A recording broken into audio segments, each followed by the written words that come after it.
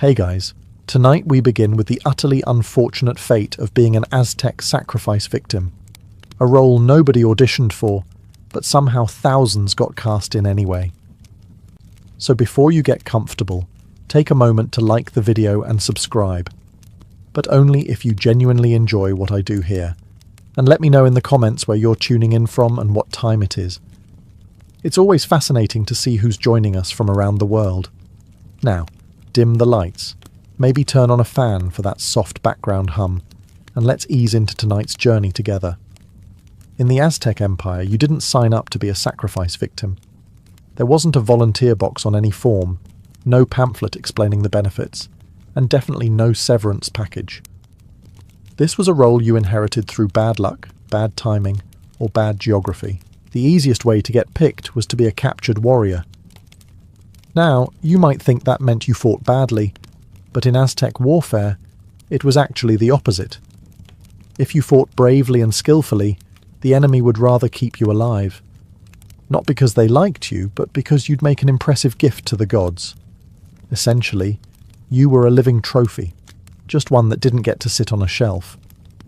Slaves could also be chosen, sometimes after being treated suspiciously well. You'd be given rich clothes, a diet far better than you'd ever had before, and maybe even paraded around as the living embodiment of a god. Sounds nice. Until you remember, the final act involves an obsidian blade and a lot of chanting. It was the ancient equivalent of being wined and dined before being politely escorted out of existence. And then there were the unlucky civilians. Strong, healthy, in the prime of life. Congratulations. You had the perfect resume for being ceremonially removed from the population. A job offer you couldn't refuse. From the outside, the role looked glamorous. You'd get fine garments, ceremonial jewellery, and an audience wherever you went. People might even look at you with admiration. Though, let's be honest, part of that was relief that they weren't the one in your sandals.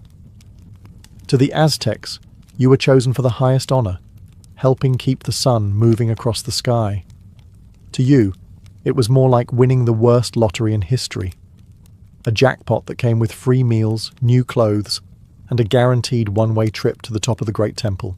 It was all part religious devotion, part public spectacle. Your final moments weren't just for the gods.